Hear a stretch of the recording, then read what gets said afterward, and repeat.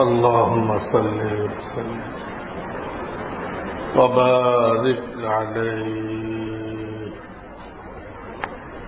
اللهم صل وسلم وبارك عليه. الحمد لله وكفى وسلام على عباده الذين اصطفى. أما بعد، فأعوذ بالله من الشيطان الرجيم.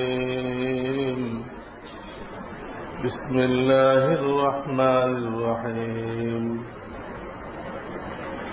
وما أرسلناك إلا رحمة للعالمين. وقال النبي صلى الله عليه وسلم: من شتم الأنبياء قتل، ومن شتم أصحابي جلد، أو كما قال النبي صلى الله عليه وسلم. আলহামদুলিল্লাহ। এখন যে মাস চলতেছে রবিউল আউয়াল, এই মাসের 8 তারিখ সোমবার আমাদের প্রিয় নবীজি সাল্লাল্লাহু আলাইহি ওয়াসাল্লাম মায়ের পেট হয়ে দুনিয়ায় তাশরীফ এনেছিলেন। আবার এই মাসের 1 তারিখে 63 বছর বয়সে রবিউল আউয়ালের 1 তারিখ সোমবার তিনি এই দুনিয়ার থেকে চলে গেছেন। মাঝখানে লোকেরা 12 তারিখ নিয়ে খুব বহাস করতেছে, আলোচনা করতেছে, কত রকম মিটিং মিছিল করতেছে। এই 12 তারিখের কোন অস্তিত্ব তার দলিল পরিমাণ দ্বারা টেকে না। কারণ এর একটু আগেই তো নবীজি হজ করলেন, বিদায় হজ। বিদায় হজে আরাফাত দিন ছিল শুক্রবার। ওখান থেকে মাত্র 2 মাস তিনি হায়াতে ছিলেন, মাত্র। এই 2 মাস আপনি 29-এও ধরতে পারেন, 30-এও ধরতে পারেন, একটা 29, একটা 30 ধরতে পারেন। এই 3 রকমই তো হয়। দুটা 29, দুটা 30, একটা 29, আটটা 30। যেটাই ধরেন কোন হিসাবে 12 তারিখ সোমবার পড়ে না। অথচ সোমবারে যে তিনি ইন্তেকাল করেছেন, এটা তো বুখারী শরীফের হাদিস দ্বারা প্রমাণিত। সোমবারকে ঠিক রাখতে হবে। সোমবার পড়ে 1 তারিখে, 8 তারিখে, 16 তারিখে, 12 তারিখ তো পড়ে না। এইটা কোত্থেকে প্রসিদ্ধ হয়ে গেল তা আল্লাহ ভালো জানে। আমি যেটা বলে থাকি, একটা দুর্বল রেওয়ায়েত আছে 2 তারিখ তিনি চলে গেছেন। 2 তারিখ রবিউল আউয়ালের 2 তারিখ। তো মনে হয় কিতাবে ওইভাবে লেখা ছিল 1/2 সোমবার চলে গেছে। পরবর্তীকালে মুদ্রণ বিভ্রাটের কারণে, প্রিন্টিং মিস্টেকের কারণে ওই অবলিক গায়েব হয়ে গেছে। অবলিক গায়েব হয়ে এক অথবা দুই, ওই দুটো মিলে গেছে। যে কি রূপ ধারণ করছে ভালো। এখন লোকেরা এটা নিয়েই সব লাফালাফি মিছিল করতেছে, অথচ দলিল প্রমাণে এর কোনো অস্তিত্বই নেই, কোন একটা দুর্বল রেওয়ায়তও নেই। এই জন্য আমাদের মোটা মোটা বিষয়গুলো তো জানা থাকতে হবে। কোরআন শরীফের আয়াত ৬,২৩৬, আমরা মুখস্থ করে রাখছি ৬,৬৬৬। যারা জিগাইবেন কোরআনের আয়াত কত? ৬,৬৬৬। দলিল কি? বা আপনি গুনে দেখেন, প্রত্যেক সূরা শুরুতে আয়াত নাম্বার দেওয়া আছে যে এই সূরায় এত আয়াত। আপনি ক্যালকুলেটর নিয়ে বসেন আর এগুলো যোগ করেন, দেখেন কত হয়। আমরা ভিত্তিহীন জিনিস নিয়ে আসি, আল্লাহ আমাদেরকে মাফ করে। এখন এই মাস হল হুজুরের দুনিয়াতে তাশরীফ আনার মাস। তো কি করতে হবে এর জন্য? এক গ্রুপ করতে দেয় ঘরে ঘরে মিলাদ দিন, মিলাদ দিতে হবে। মিলাদটা কোন হাদিসে আছে? রাসূলুল্লাহ তো দুরূদ প্রত্যেককে আলাদা আলাদা পড়তে কইছে। একজন লিড দিবে, তার সাথে মিলে আপনি ইয়া নবী সালাম আলাইকা কইবেন। এইরকম দূরত্ব কোরআন হাদিসে কোথাও নেই, কোথাও নেই। এটা নবীর ইন্তেকালের ৬০০ বছর পরে এক জালেম বাদশাহ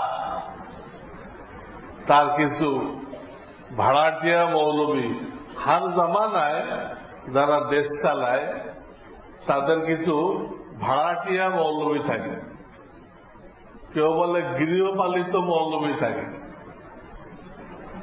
এই মৌলবীদেরকে দিয়ে এই মিলাদ আবিষ্কার করানো হয়েছে। আরে দুরূদ আপনি একা পড়েন, মিলাদের কোন অস্তিত্ব নেই। রসুলের হায়াতে নেই, রসুলের মৃত্যুর পরে সাহাবাই কেরাম ১০০ বছর বেঁচে ছিলেন, ওই ১০০ বছরের মধ্যে নেই কোন মিলাদ নেই। একা একা পড়েন, আপনারা বুঝতে পারবেন।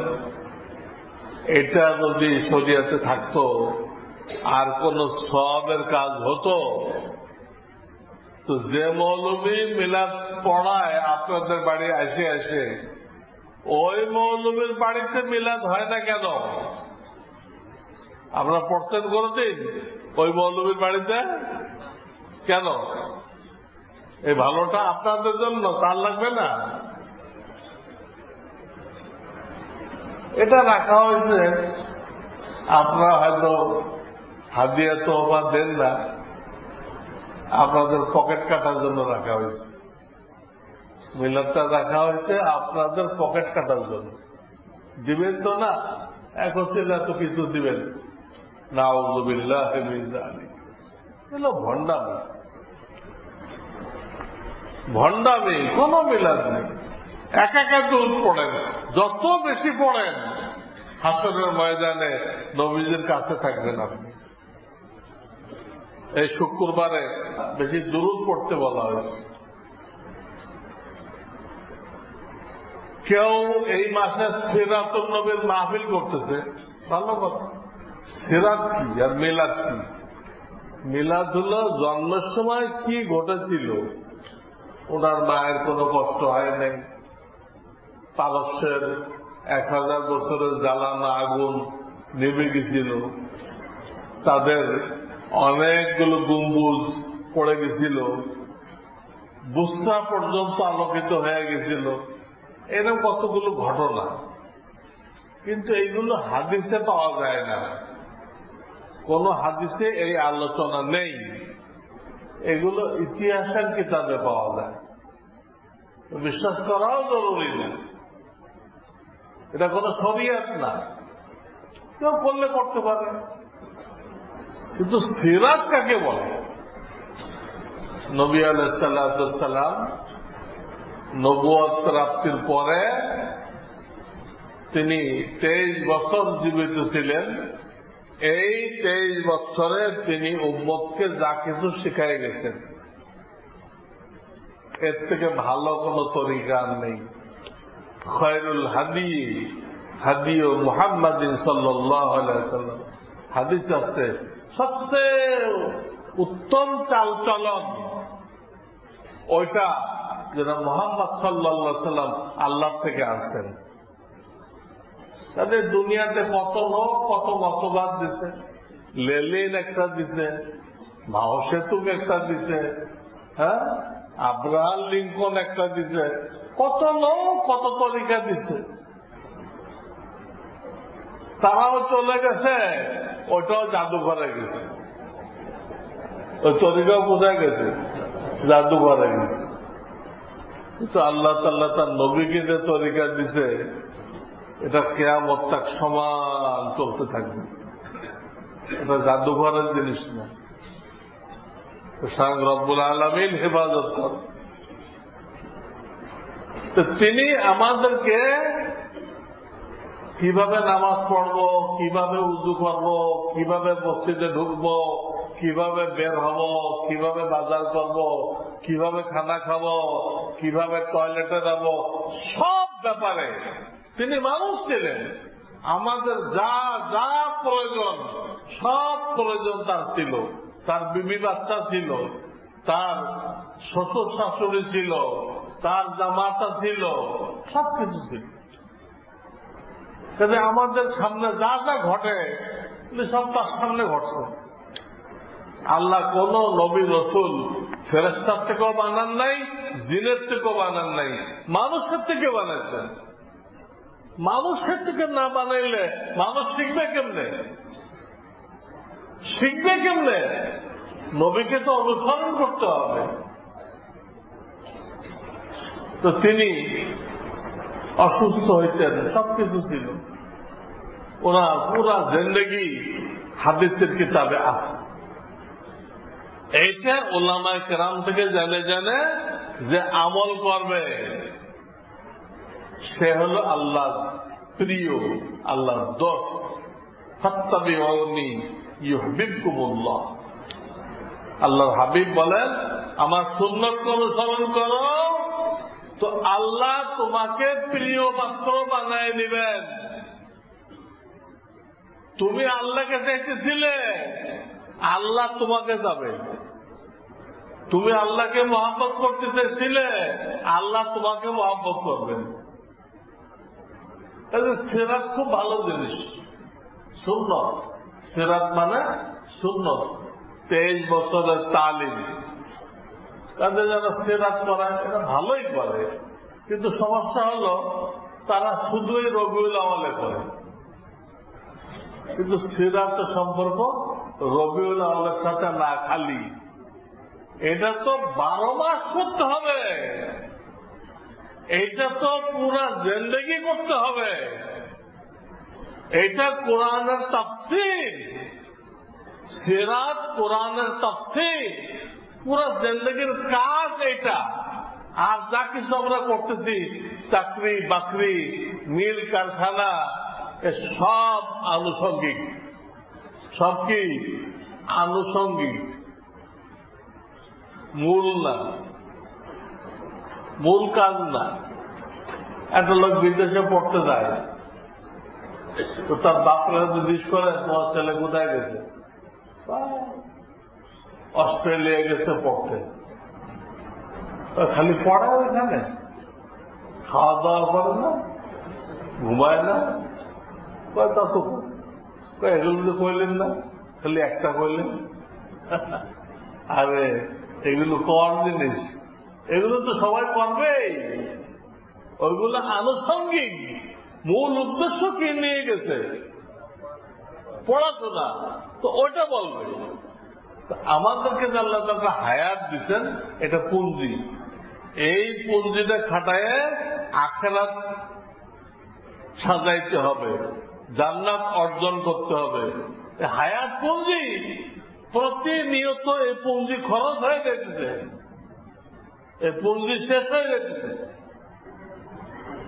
কিন্তু আমরা কত জান্নাত হাসিল করতে পারতেছি। তাহলে আমরা মনে রাখি যে আমাদের জিন্দেগিতে সব কিছু আনুষঙ্গিক।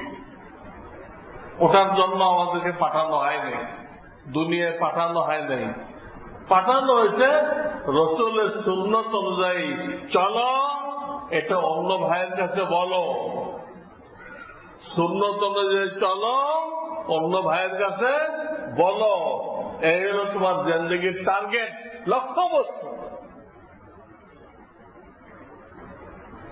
এটা যারা করতে পারছে তারা কামিয়াব, তারা শান্তিতে আছে, তাদের জীবনে কোনো পেরেশানি নেই। তাদের বাপ মরবে, মা মরবে, ছেলে মরবে, মেয়ে মরবে, বিবি মরবে, দোকান পুড়ে যাবে, কত কিছু হবে, আপনি দেখবেন পেরেশান, বাস্তবে সে পেরেশান না। তার দিল আল্লাহর উপরে খুশি যে সবকিছু আমার আল্লাহর ফয়সালা অনুযায়ী হইতেছে, এবং আমার আল্লাহর ফয়সালা এটাই ঠিক, এর মধ্যে আমার মঙ্গল, এর মধ্যেই আমার কল্যাণ, আমার কোনো মতামত নেই। আমি তো ভবিষ্যৎ জানি না, আমি তো গায়েব জানি না, আমি যেটা চাইতেছি হইতে পারে ওটার মধ্যে আমার সমূহ বিপদ আছে, আমি যেটা চাইতেছি ওটার মধ্যে বিপদ, আর আমি যেটার থেকে ভাবতেছি ওটার মধ্যে আমার কামিয়াবি, আমরা গায়েব জানি। এই জন্য আল্লাহ যা করে সেটার মধ্যে কামিয়াবি বিশ্বাস করতে হবে। এই রাসূল সাল্লাল্লাহু আলাইহি সাল্লাম দুনিয়াতে অস্তিত্ব লাভ করছে, এর কারণ কিন্তু রাসূল। বিভিন্ন হাদিসে পাওয়া যায় দুনিয়া আল্লাহ পয়দা করছে এই রাসূলের খাতিরে, আর কারো খাতিরে না। দুনিয়া অস্তিত্ব লাভ করছে রাসূলের জন্য। দুনিয়াতে টিকে আছে, কিয়ামত পর্যন্ত থাকবে, এই টিকে থাকাটাও রাসূলের জন্য। এটা টিকে আছে আল্লাহর জিকিরের কারণে। জিকির কি? কোরআন তেলাওয়াত, লা ইলাহা ইল্লাল্লাহ, সুবহানাল্লাহ। মূল জিকির তো তেলাওয়াত, কোরআন তেলাওয়াত। জিকিরের কারণে এই দুনিয়া টিকে আছে। এই জিকিরটা শিখাইছে কে? কে শিখাইছে?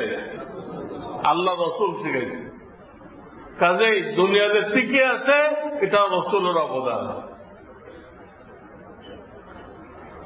দুনিয়া যখন শেষ হয়ে যাবে, হাসরের ময়দান কায়েম হবে, হাসরের ময়দান, সেখানেও রাসূলের অবদান।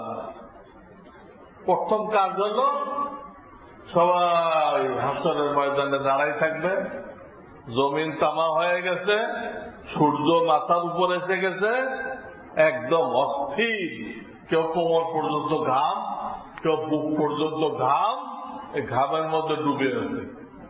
কে বলবে ইয়া আল্লাহ হিসাবটা শুরু করে দেন, তারপর জান্নাত হোক জাহান্নাম হোক যা হয় হবে, হিসাবটা শুরু করে দেন? কে বলবে? কারো সাহস নাই। লোকেরা সব বড় বড় নবীদের কাছে যাবে, কোন নবী আলাইহিস সালাম দায়িত্ব নেবেন না, বলবেন আমার একটা ভুল হয়ে গেছিল, আমার শরম লাগতেছে, আল্লাহর সামনে যেতে শরম লাগতেছে। শেষ পর্যন্ত পুরা দুনিয়ার লোক আমাদের নবীজির কাছে আসবে যে আপনি আল্লাহকে বলেন। তো নবীজির কোনো ভুল নেই, নবীজির কোনো ভুল নেই। মওদুদী সাহেব যে লিখছে ইদা যা নাসরুল্লাহর মধ্যে ওয়াস্তাগফির, নবুয়তের দায়িত্ব পালন করতে দেয়, আপনি যে ভুল করছেন তার থেকে তওবা করেন, এটা তার মন গড়া তাফসীর, গলত তাফসীর। এই তাফসীর মানলে ঈমান থাকবে না, তার কোনো ভুল নেই।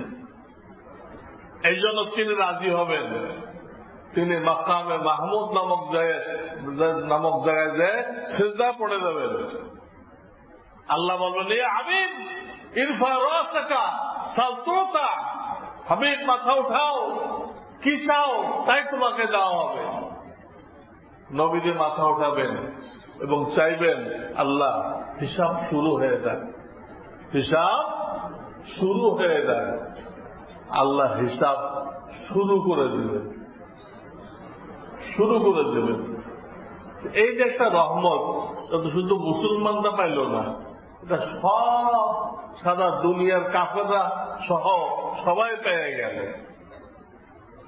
হিসাব হয়ে যাওয়ার পরে মুমিনরা নবীজির শাফাআতে বেহেশতে চলে যাবে, বেহেশতে চলে যাবে।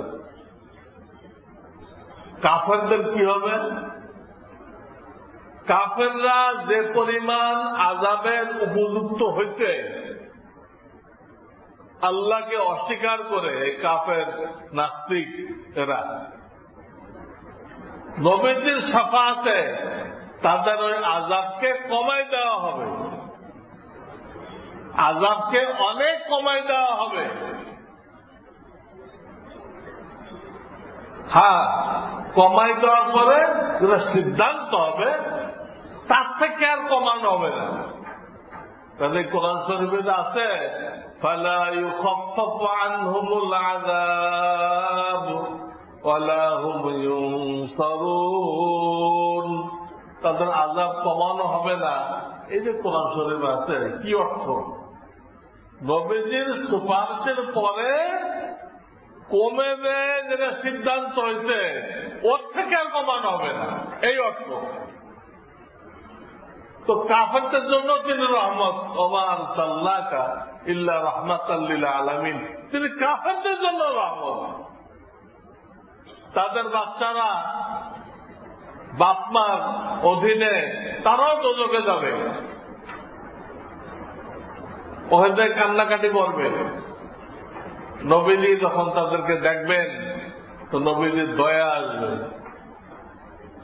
তখন তিনি আল্লাহর কাছে সুপারিশ করবেন, আল্লাহ এই বাচ্চাগুলোকে দোজখ থেকে বের করা হোক, এদেরকে বেহেশতে দেওয়া হোক। কাফেরদের বাচ্চা, মুমিনদের বাচ্চা তো বেহেশতে যাবেই, কাফেরদের বাচ্চা দোজখে যাবে, এদেরকে নবীজির শাফাআতে আল্লাহ বেহেশতে নিয়ে আসবেন এবং মুমিনদের খাদেম বানাই দিলেন। তাহলে কাফেররা উপকৃত হলো, তাদের বাচ্চারাও কি হলো? উপকৃত হলো। এই জন্য তাকে বলা হয়েছে যে আপনাকে জগৎবাসীর জন্য রহমত স্বরূপ পাঠানো হয়েছে। এখন যে নিবে সে কামিয়া, কোন পোড়া কপালে যদি না নেয় তো সে ব্যর্থ হয়ে গেল, সে নাকাম। আল্লাহর কি দোষ? তসলিমা নাসরিন যদি বলে যে আমি আল্লাহর বেহেশতে যেতে চাই না, তো ঠিক আছে, যাও, দোজখ আছে, ওখানে যাও। কিন্তু নিজে বলতেছে আমি যেতে চাই না। শুধু এই টাইপের লোকদের জন্য আল্লাহ দোজখ বানাইছে, যারা আল্লাহর বেহেশতে যেতে চায় না। কুল্লু উম্মতি ইয়াদখুলুনাল জান্নাতা ইল্লা মান আবা, এই হাদিস। সেই রসুলের ইজ্জত আমাদের বাপ মা, দাদা দাদি, নানা নানি, এনাদের ইজ্জতের তুলনায় লাখো কোটি গুণ বেশি। রসুলের ইজ্জত, কাজেই যদি তার ইজ্জতের খেলাফ কোনো কিছু হয় তো মুসলমানদের জান মাল সবকিছু বিলাই দিয়ে সেটার প্রতিশোধ দেওয়া ইমানি দায়িত্ব।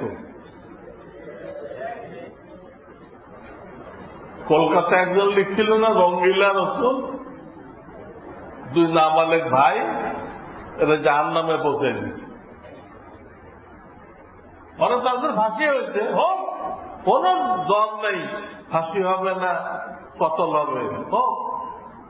রসুলের অবমাননাকারীকে তো আমরা শায়েস্তা করছি।